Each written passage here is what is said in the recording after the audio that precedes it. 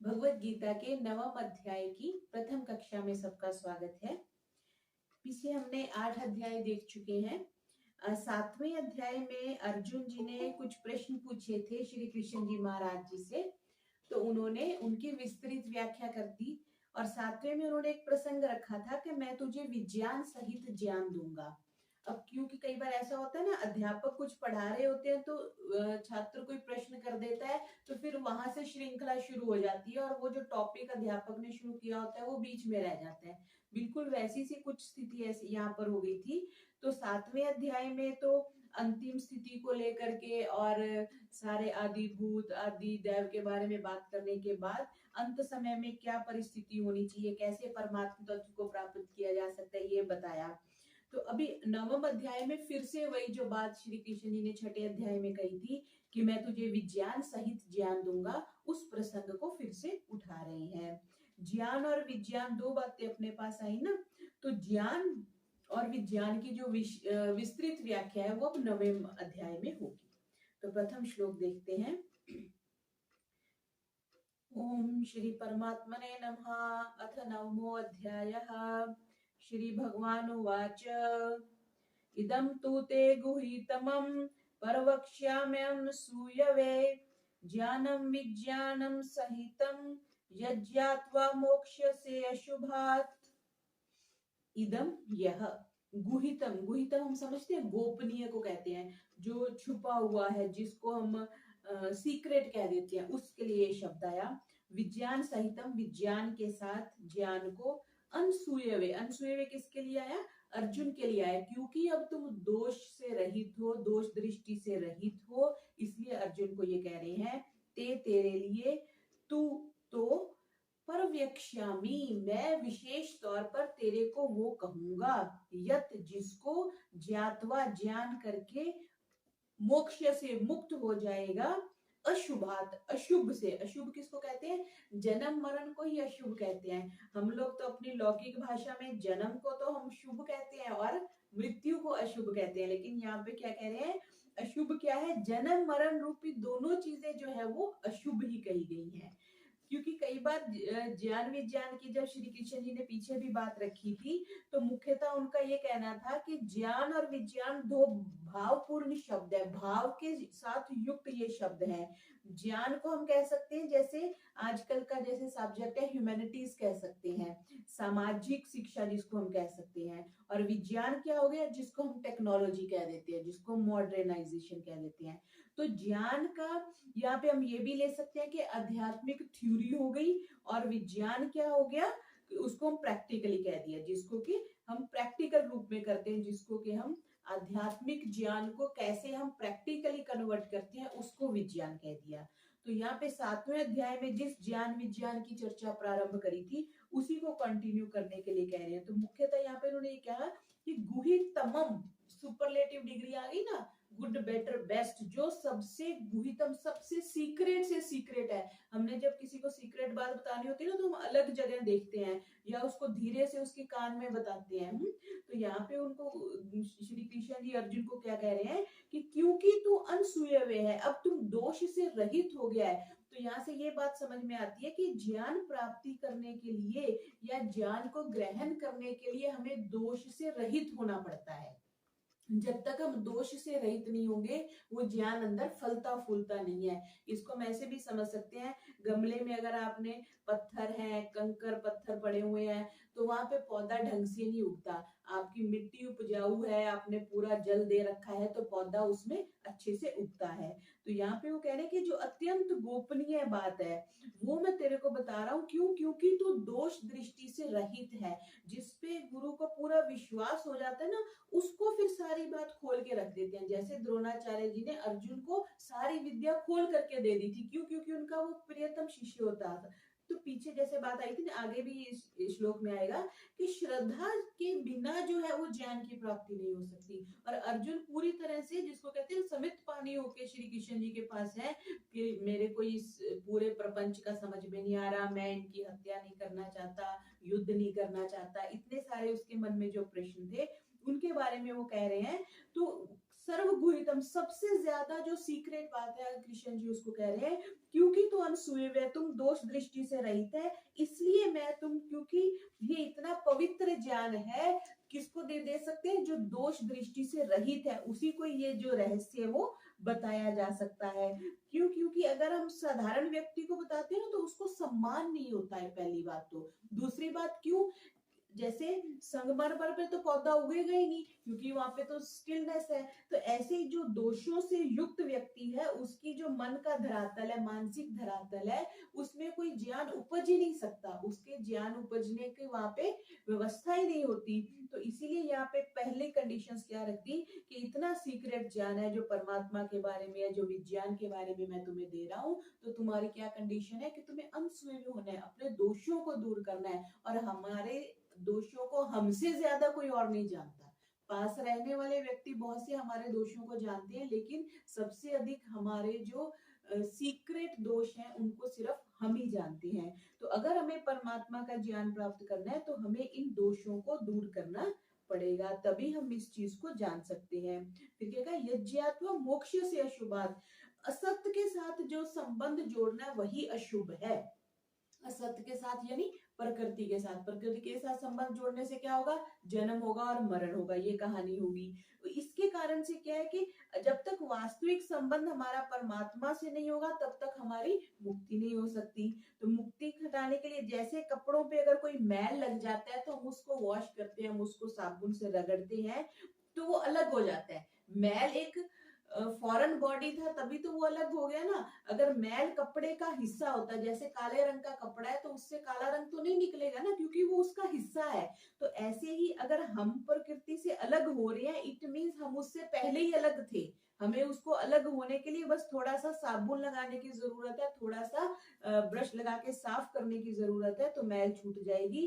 क्योंकि की जो मैल है वो एक्स्ट्रा है, यहाँ से ग्रहण की गई हुई है। ऐसे ये शरीर जो है हमने प्रकृति से ग्रहण किया हुआ है और इसको वापस हमने छोड़ भी देना है, भिन्न नहीं है हम। जबकि हमारी प्रॉपर अटैचमेंट किसके साथ है, परमात्मा के साथ है। तो परमात्मा के साथ जुड़ने के लिए हमें इस चीज से तो अलग होना ही पड़ेगा। तो अशुभ शब्द जो प्रयोग किया गया वो जन्म मरण के लिए किया गया, कि हमें जन्म मरण से अगर छूटना है तो हमें क्या करना है, परमात्मा के साथ जुड़ना है। और उसके संबंधित जो सीक्रेट ज्ञान है वो श्री कृष्ण जी कह रहे हैं कि हे अर्जुन, वो मैं अब तेरे को देता हूं।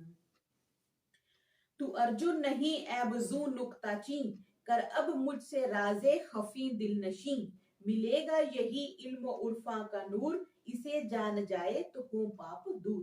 मतलब सारी बुराइयों से तुम दूर हो जाओगे अगर तुम इस ज्ञान को प्राप्त कर लेते हो।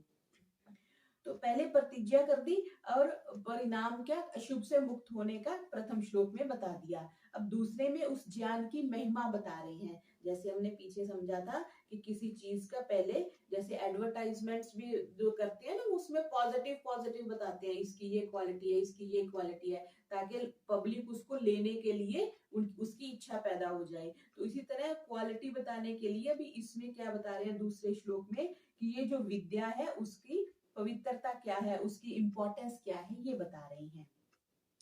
राजविद्या राजगुह्यम पवित्रमिदम उत्तमम, प्रत्यक्षावगम धर्मयम सुसुखम कर्तव्यम।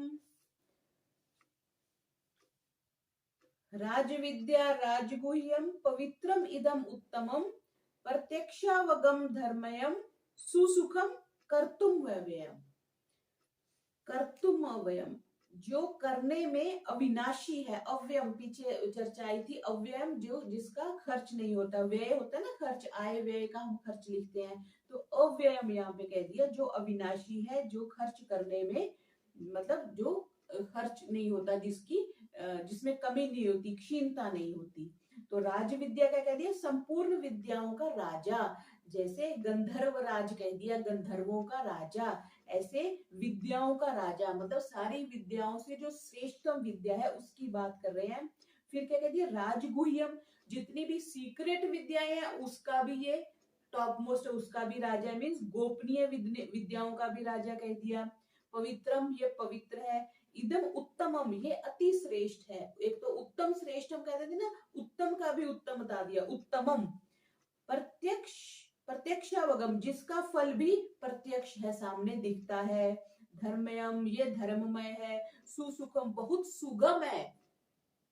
ये यहाँ पर ये बताना चाह रहे हैं कि परमात्मा बहुत सुगम है। सृष्टि तो बड़ी कठिन है ना, हमें छोटी सी कोई कार्य करना होता है, कितनी अव्यवस्था होती है, कितनी मेहनत करनी पड़ती है। लेकिन यहाँ पे क्या कह रहे हैं कि परमात्मा जो है बहुत सुगम है, बहुत सरलता से उसकी प्राप्ति हो सकती है। तो क्या क्या विद्याओं में जो है वो राज विद्या है, गुह्य विद्याओं में वो अत्यंत गुह्य विद्या है, पवित्र विद्या है, अति उत्तम विद्या है और प्रत्यक्ष फल देने वाली है। कुछ चीजें तो होती है ना अप्रत्यक्ष फल देती है, लेकिन परमात्मा की प्राप्ति जो है वो प्रत्यक्ष फल देने वाली है, धर्म के अनुकूल है, साधन करने में फल देने में बड़ी सुगम विद्या है। और क्या है कि साधन करने में बड़ी सुगम विद्या है, मतलब बड़ी आसानी से उसके साधन उपलब्ध है और उसको हम प्राप्त कर सकते हैं। सुगम होने के कारण साधारण नहीं है, परंतु क्या कह दिया, अव्ययम, ये अविनाशी विद्या है, इसका नाश नहीं होता अगर हम इसकी प्राप्ति कर लेते हैं। पवित्रम इदम से हम ये बात भी ले सकते हैं कि पापी से पापी, दुराचारी से दुराचारी व्यक्ति भी जो है वो बहुत जल्दी से क्या है, धर्मात्मा बन जाता है। जैसे ही महर्षि वाल्मीकि का हमें पता है, बहुत सी उदाहरण है हमारे पास कि कैसे वो अधर्म के पथ पे चलते थे, थोड़ा सा जीवन में मोड़ आया और वो धर्म के पथ पे चलने वाले ऋषि के पद को प्राप्त जिन्होंने कर लिया। तो ये विद्या ऐसी है जो दुराचारी से दुराचारी को भी पवित्र कर देती है। पीछे भी श्री कृष्ण जी ने कहा था पवित्रम परमम भवान, चौथे अध्याय में ये बात आई थी ना कि ये विद्या जो परमात्मा इतना पवित्र है कि जो भी परमात्मा के साथ जुड़ जाता है वो स्वयं भी पवित्र हो जाता है। तो उत्तमम कह दिया, सर्वश्रेष्ठ है, मतलब इसके बराबर कुछ भी नहीं है। बहुत सी ऐसी वस्तुएं हैं, परिस्थितियां हैं, घटनाएं हैं, कोई भी ऐसी इतना सुख देने वाली इतनी उत्तम नहीं है जितनी परमात्मा की प्राप्ति है। तो इसीलिए क्या कि विज्ञान सहित जो मनुष्य इसका अनुभव कर लेते हैं वो क्या अनुभव करते हैं कि वे सब परमात्मा में है और परमात्मा उनमें है, मतलब मैं प्रभु में हूँ और प्रभु मेरे में है। ऐसी जब उनकी अनुभूति हो जाती है तो वो प्रत्यक्ष रूप से उनको इसका फल की प्राप्ति होती है। और जितना जानेगा परमात्मा को मनुष्य जानेगा उतने ही ज्यादा उसको सुख की प्राप्ति होगी। और ये क्या कि धर्म, धर्म क्या है, अपने वर्ण के अकॉर्डिंग, अपने आश्रम के अकॉर्डिंग अपने कर्मों को पूरा करना धर्म कहलाता है। मनु जी ने तो धर्म के 10 लक्षण बताए हैं, लेकिन धर्म अगर हम स्थूल दृष्टि से देखें, अपने वर्ण आश्रम के अनुसार अपने कर्तव्य का पालन करना जो है वो धर्म कहा है। शास्त्र सम्मत होना चाहिए कि शास्त्र के अकॉर्डिंग हमें जिस चीज की आज्ञा है, जो विधि है वो करना, जिसका निषेध है उसका ना करना। तो भगवत प्राप्ति के जितने भी साधन लिखे गए उसमें धर्म मुख्य है कि आप धर्म के पथ पर चलते हुए परमात्मा तत्व की प्राप्ति करो। और अव्ययम जो परमात्मा है, पीछे कहा था कि ना में भक्ता प्रणश्यति, जो भी मेरे भक्त का भी विनाश नहीं होता, जब भगत का ही विनाश नहीं होता तो परमात्मा का विनाश कैसे हो जाएगा। तो अव्ययम लिख दिया। और कर्तुम सुसुखम, और ये बहुत सुखम है।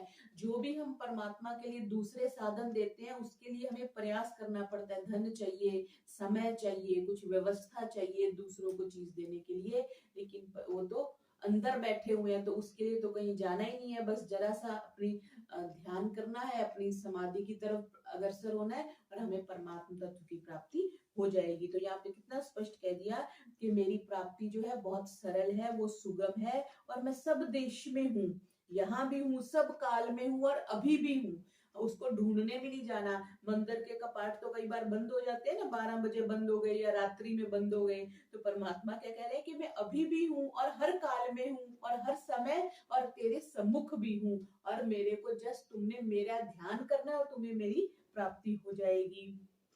अलौकिकता और विलक्षणता परमात्मा की ऐसी है कि उसको ढूंढने जाने की जरूरत नहीं है। तो दूसरे श्लोक में मुख्यतः अर्जुन को ये कहा कि जैसे उसका फल प्रत्यक्ष है, जैसे हम मीठा कुछ खाते हैं तो उसका स्वाद हमें तत्काल पता चल जाता है, वैसे ही परमात्मा की जब प्राप्ति होती है तो उसका फल जो है हमें प्रत्यक्ष मिल जाता है। यह इल्मे शही है, यह राजे शही, करे पाक हर शय से बढ़कर यही, अया खुद बखुद हो की आशा है ये, फना से बरी एन ईमा है ये। फना से बरी मतलब वो मृत्यु से छूट जाता है। तो ऐसी सुगम परमात्मा है। ऐसी सुगम और सर्वोपरि विद्या के होने पर भी सभी लोग परमात्मा को क्यों नहीं प्राप्त कर सकते, उसके बारे में आगे तीसरे श्लोक में कह रहे हैं कि क्या चीज है जो बाधा बनती है परमात्मा को पाने के लिए, वो कह रही है। अश्रद्धानः पुरुषा धर्मस्य परन्तप, अप्राप्यमा निर्वर्तन्ते मृत्यु संसार वर्त्मनि। अश्रद्धा, श्रद्धा ना रखने वाले, जिनकी मेरे में श्रद्धा नहीं है, जो परमात्मा में श्रद्धा नहीं रखते, पुरुषा ऐसे जो पुरुष हैं, धर्मस्य से जिनकी यह रहस्य जो है ना, वो एक ऐसा धर्म है जिसे श्रद्धा ना रखने वाले पुरुष जो है वो प्राप्त नहीं कर सकते।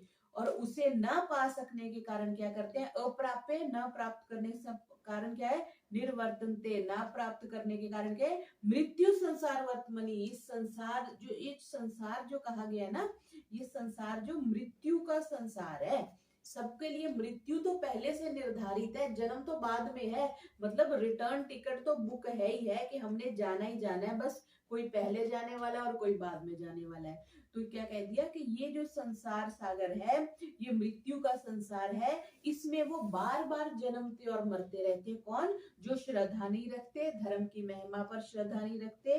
परंतपा अर्जुन के लिए कह दिया, वो मुझे प्राप्त न होकर के क्या करते हैं, मृत्यु रूपी संसार में, मतलब आवागमन के चक्कर में फंसते रहते हैं, आते रहते हैं। मृत्यु संसार वर्तनी, संसार के रास्ते में मरना ही मरना है, विनाश ही विनाश है। अगर इस चक्कर से बाहर निकल जाएंगे तभी हम परमात्मा तत्व को प्राप्त कर सकते हैं। मृत्यु संसार सागर आदि ये शब्द प्रयोग किया जाता है कि ये जो संसार है ये मौत का समुद्र है, इसमें स्थिरता नहीं है। इसको कोई भी स्थिर होके यहाँ पे नहीं रह गया। बड़े से बड़े चक्रवर्ती राजा भी एक ना एक दिन उनको इस संसार को छोड़ना ही पड़ा।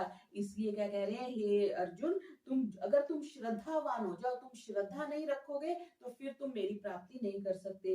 हम वैसे भी जीवन में देखते हैं कि छोटा सा भी हमें श्रद्धा मीन्स किसी चीज की रिस्पेक्ट करनी, चाहे हम कोई भी प्रोडक्ट यूज कर रहे हैं तो हम उसकी टेक केयर करते हैं, उसकी साफ सफाई करते हैं, उसकी मेंटेनेंस करते हैं। वो भी एक तरह से श्रद्धा है कि हमने उससे कार्य लेना है, इसलिए हम उसकी रख रखाव कर रहे हैं, उसकी मेंटेनेंस कर रहे हैं। तो ऐसे कह रहे हैं कि जो परमात्मा से हमने सब कुछ पाना है, परमात्मा तत्व को पाना है, तो उसके प्रति तो श्रद्धा होनी चाहिए। उसके प्रति श्रद्धा होगी तो हमारी जीवन शैली अपने आप बदल जाएगी, अपना व्यवहार अपने आप बदल जाएगा। क्यों? परमात्मा ने कहा कि वासुदेव इदम सर्वम, सब जगह क्या है, परमात्मा की सत्ता को जब हम देखेंगे तब हम गलत काम कर ही नहीं सकते। गलत काम नहीं करेंगे तो पीछे कह दिया ना कि जो तुम अनुसूया हो जाओ, दोष दृष्टि से रहित हो जाओ, दोषों से दूर हो जाओ। दोष हम कब करते हैं? जब हम एकांत में होते हैं, जब हमें भय नहीं होता। वही व्यक्ति चोरी करता है ना जिसको पुलिस का डर ही नहीं होता, जिसको पता है पुलिस पकड़ लेगी, जेल जाना पड़ेगा, सजा हो जाएगी, जीवन खराब हो जाएगा, वो तो चोरी करता ही नहीं है। भयहीनता, इसलिए परमात्मा की जो प्राप्ति है वो ही व्यक्ति कर सकता है जिसको दंड से भय लगता है। भीमा हेतया, उस परमात्मा के जो दंड है ना वो बहुत भयानक है, हम उनकी कल्पना भी नहीं कर सकते। हमें सांसारिक दंड तो थोड़े से प्रत्यक्ष है ना, ज्यादा से ज्यादा किसी को मृत्यु दंड मिल जाएगा, आजीवन कारावास मिल जाएगा, 2-4 साल की सजा हो जाएगी, हमने यही दंड देखे हैं। लेकिन जितनी भी ये पशु पक्षियों की योनियां हैं, ये भी एक तरह से दंड है, वो एक तरह से कैद है, जेल में कैद है। वृक्ष योनि होगी, जैसे इन योनियों में जब तक वो दंड नहीं भोग लेता जीवात्मा, तब तक वो निकल नहीं सकता। सिर्फ एक मृत्यु से बचने का या परमात्मा को पाने का जो द्वार है, जो खुला हुआ है, वो सिर्फ मनुष्य जीवन में है। वो हमने कहा था, अक्सर सुनिए ना, एक बंद कोठरी में एक व्यक्ति था, खुजली का उसको समस्या थी, खुजली होती थी, और दीवार में क्या थे, 84 जो थे डोर्स थे जो जहां से निकल सकते थे, लेकिन सारे डोर्स जो थे वो बंद थे, सिर्फ एक द्वार खुला था। और किसी ने कृपा करके क्या किया कि वो जो व्यक्ति जो अंधा था, स्वभाव से अंधा था, देख नहीं पाता था, उसका एक हाथ जो था दीवार पे रख दिया कि हाँ तुम दीवार के साथ चलते जाओ, चलते जाओ, जहां दीवार खुला मिलेगा, दीवार दरवाजा खुला होगा, उससे तुम निकल जाना। तो लेकिन क्या हुआ कि जैसे ही खुला हुआ दीवार के बाद दरवाजा आया जो खुला हुआ था, वो व्यक्ति खुजली करने लग गया, खुजली करने लगा, इतने में वो और चलता रहा साथ में, तो वो दरवाजे का जो डिस्टेंस था उसने पार कर लिया, फिर से वही चक्कर शुरू हो गया। तो वही चक्कर हमारा चल रहा है कि हम जब मनुष्य योनि में ही परमात्मा तत्व की प्राप्ति हो सकती है, क्यों? क्योंकि वो समझ ही नहीं सकते। अब कुत्ता, बिल्ली, गाय, वो कहाँ समझ सकते हैं कि परमात्मा तत्व है। सबसे बड़ी बात देखो, उनको पता ही नहीं कि शास्त्र पढ़ना चाहिए, ज्ञान की प्राप्ति करनी चाहिए, ज्ञान से मुक्ति होती है, ऐसा परमात्मा है, उसकी प्राप्ति से ये लाभ होगा। उनमें इतना विवेक ही नहीं है। वो खाना पीना और संतति उत्पन्न करने तक ही उनका जीवन सीमित हुआ पड़ा है। तो यहाँ पे श्री कृष्ण जी ने क्या कह दिया कि तुम दोषों से रहित हो जाओ और श्रद्धावान हो जाओ, मेरे प्रति श्रद्धावान हो जाओ, तभी तुम मेरे को प्राप्त कर सकते हो। अगर तुम मेरे को प्राप्त नहीं करते तो क्या होगा? तुम जन्म मरण के चक्कर में घूमते रहोगे। और जीव जो कैसा है, साक्षात जो है वो परमात्मा को पाने के लिए एक अपॉर्चुनिटी मिली हुई। जैसे आपको पास मिलते हैं ना, वीआईपी पास मिल जाता है, कोई इवेंट होता है तो आप बड़े शान से हम जाके आगे बैठते हैं क्योंकि हमारे पास वीआईपी पास है। तो बस एक तरह से परमात्मा का अगर जो संसार रूपी शो हो रहा है, उसमें मनुष्य योनि जो है वो एक वीआईपी पास मिला हुआ है। बस उसमें सिर्फ वीआईपी वालों को ही एंट्री है, पशु पक्षी गाय घोड़ा वो उसमें नहीं जा सकते। तो हमें प्रयास करना चाहिए कि इसी जीवन में रहते हुए हमें परमात्मा तत्व की प्राप्ति हो जाए। क्योंकि श्रुति भी कहती है, छांदोग्य उपनिषद में भी हमने उस दिन देखा था, न च पुनः आवर्ते न च पुनः आवर्तते, उनकी बार बार आवृत्ति नहीं होती जो परमात्मा तत्व को प्राप्त कर लेते हैं। बाकी सब तो फिर से आते रहते हैं। और अगर देखा जाए तो जब से सृष्टि बनी है, हम प्रतिदिन संकल्प पाठ करते हैं यज्ञ से पहले, तो तब से तो हम जिंदा है ना। अगर हम जिंदा है मीन्स हम जीवन में चल रहे हैं ना। कितने जन्म हमारे हो चुके, अब भी चल रहा है, आगे का भी कोई भरोसा नहीं है। तो अगर हम मुक्ति में गए होते तो हम शरीर में नहीं होते। तो इसी से ही पता चल रहा है कि हमने कितने जन्म वेस्ट कर दिए हैं। और इस जन्म में हमें प्रयास करना चाहिए कि हम परमात्मा तत्व की प्राप्ति कर लें। जो इस धर्म पर दिल लगाते नहीं, वो अर्जुन कभी मुझको पाते नहीं। न वासल हो मुझसे तो मुझ तक न आए, जहाने फना की तरफ लौट जाए। जहाने फना इसको कह देते हैं संसार चक्र को, जिसमें मृत्यु होती है, उसमें वो बार बार जाते रहते हैं और वो इस गुहितम रहस्य को प्राप्त नहीं कर सकते। क्यों? क्योंकि उनकी स्थिति नहीं है। क्योंकि मनुष्य इतर जो जितनी भी योनियां है, उनकी कैपेसिटी नहीं है परमात्मा को पा सके, परमात्मा के बारे में सुन सके। तो हमें ये हमेशा भावना बना के रखनी चाहिए कि मैं भगवान का हूँ, भगवान मेरे हैं और मुझे इसी जन्म में भगवान की प्राप्ति करनी है। हमने बहुत कुछ मांगा भगवान से, बचपन से जितना कुछ मांगते आए हमें मिलता गया। हमें पढ़ाई मिलती गई, हमें डिग्रियां मिलती गई, नौकरी मिलती गई, परिवार मिलता गया, मित्र मिलते गए, सब कुछ हमें मिला। ठीक है, तो अब हमें ये प्रयास करना चाहिए कि अब हम परमात्मा, हमें तू चाहिए, इन सब से बढ़कर तू चाहिए। तेरे को पाने के लिए जितने साधन चाहिए, जितने गुरुजन चाहिए, जितने शास्त्र चाहिए, जितनी व्यवस्थाएं चाहिए, वो परमात्मा मुझे दे। क्योंकि इस संसार को हम सारे प्रौढ़ हैं, हमने समझ लिया, देख लिया। तो जब हम भगवत गीता का अध्ययन कर रहे हैं तो परमात्मा तत्व से हमें ये प्राप्ति की इच्छा के साथ हमें ये पढ़ना चाहिए कि परमात्मा इस जन्म में हमें तेरी प्राप्ति हो जाए, तेरे भगवत दर्शन हो जाने चाहिए। ऐसी भावना हमें रखनी चाहिए। तो अब राज विद्या की बात श्री कृष्ण जी ने पीछे बता दी। अब आगे उसी का आगे वर्णन कर रहे हैं। चौथे श्लोक में क्या कह रहे हैं? मया तत्म इदं सर्वं जगत व्यक्त मूर्तिना मत्स्थानि सर्वभूतानि न चाहम तेष्वस्थितः। मया मेरे, तत्म इदम जो, तत्म कहते व्याप्त हुआ, व्याप्त किया हुआ, इदम ये, सर्वम सारा जगत, ये जो सारा जगत है ये मैंने व्याप्त किया हुआ है, परमात्मा का बनाया हुआ है। अव्यक्त मूर्ति, किसने बनाया? अव्यक्त है वो दिखता नहीं है, नजर नहीं आता है। और मत स्थानी, मुझ में स्थित है। इसको अभी हम समझेंगे। सर्वभूतानि, सारे प्राणी और जो 5 भूत हैं, ये सारे ये जो सारा जगत है, संसार है, परमात्मा ने बनाया हुआ है। और सारे जितने प्राणी है, सारे 5 भूत है, सारे परमात्मा में स्थित हैं। और मतलब परमात्मा में ही निवास करते हैं, स्थित हो गए ना। जैसे हाथ पर पेंसिल स्थित है, तो बेस है तभी पेंसिल स्थित है, बेस नहीं होगा तो पेंसिल स्थित नहीं हो सकती। वैसे ही सारे जो है पांच भूत जो है परमात्मा में निवास करते हैं।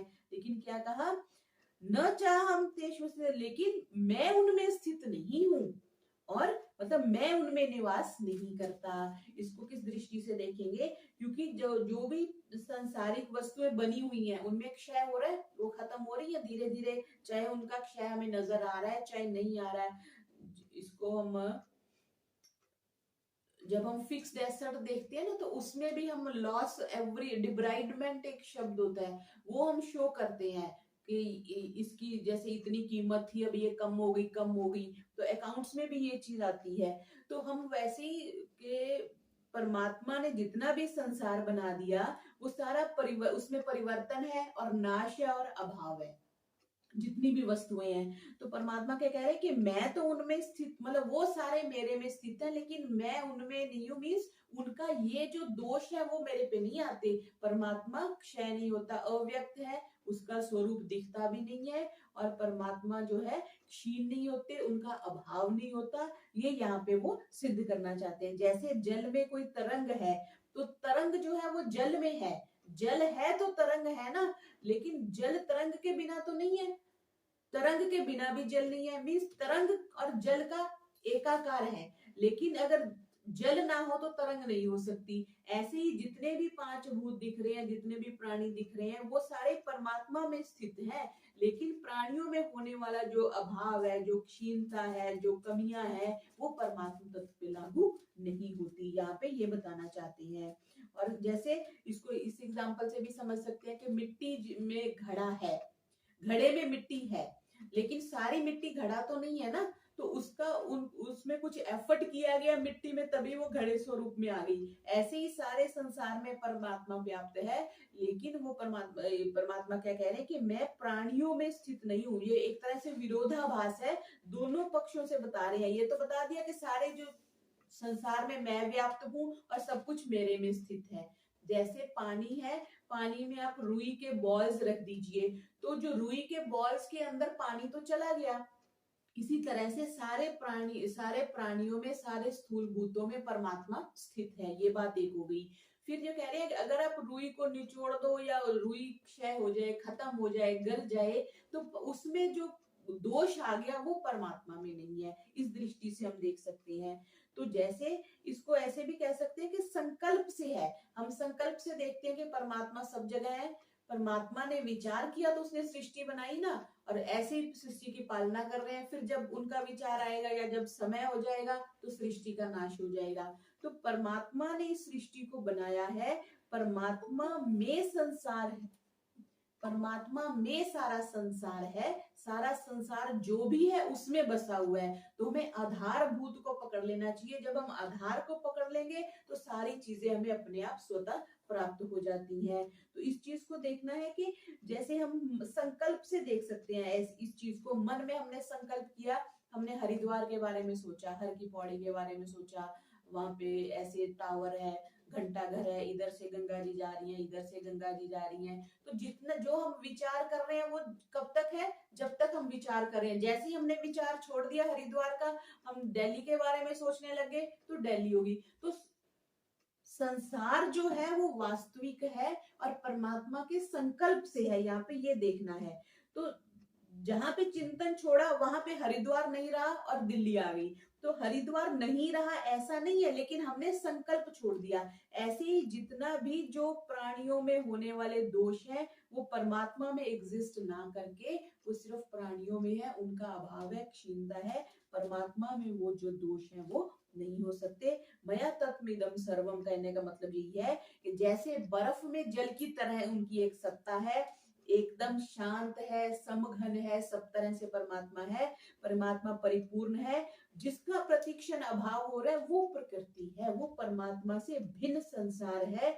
हम क्या है, हम परमात्मा से जुड़ने वाली ऐसी सत्ता है। जैसे होता है ना मैग्नेट है, मैग्नेट के साथ सिर्फ लोहे वाली वस्तुएं जुड़ सकती हैं, एल्यूमिनियम नहीं जुड़ता, स्टील नहीं जुड़ता और अन्य धातुएं नहीं जुड़ती। उसी तरह से प्रकृति से बने हुए जितने भी पदार्थ हैं उनकी परमात्मा के साथ जुड़ने की वो नहीं है। परमात्मा के सिर्फ आत्मा ही जुड़ सकती है, और आत्मा भी जो मनुष्य रूपी शरीर में है। स्पेसिफिसिटी ये आ गई। जैसे हम किसी को मिल सकते हैं, किसी वीआईपी व्यक्ति को मिलना है तो हमारे पास पास भी होना चाहिए। पास किसको मिलेगा? जो उनकी कुछ क्राइटेरिया को मेट करता होगा। बस वही बात है, हम मनुष्य शरीर में है और हमारे पास वीआईपी पास है, हम परमात्मा को मिल सकते हैं। बाकी परमात्मा को मिलने के लिए उनके पास ऐसी सुविधा नहीं है, ऐसा विवेक नहीं है। इसलिए विवेक को परिपक्व करने के लिए हमें शास्त्र की आवश्यकता है, हमें चिंतन की आवश्यकता है। शास्त्र भले ही हम 2 पंक्तियां पढ़े, 2 श्लोक पढ़े, पर उस पर चिंतन मनन अवश्य करें, क्योंकि चिंतन करने से ही हमारे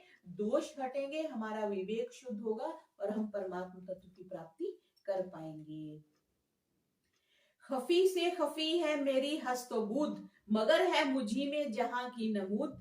मुझी में है मखलूक सारी मकी, मगर मैं मकी खुद किसी में नहीं। मैं किसी भी खुद किसी बंधन में नहीं हूं, मैं खुद किसी उलझन में नहीं हूं, बल्कि जो सारा संसार है वो मेरे में निवास करता है, मेरे में रहता है। तो आज हमने नवम अध्याय के प्रथम से लेकर के 4 श्लोकों को देखा। ओम शांति शांति शांति। सर्वेभ्यो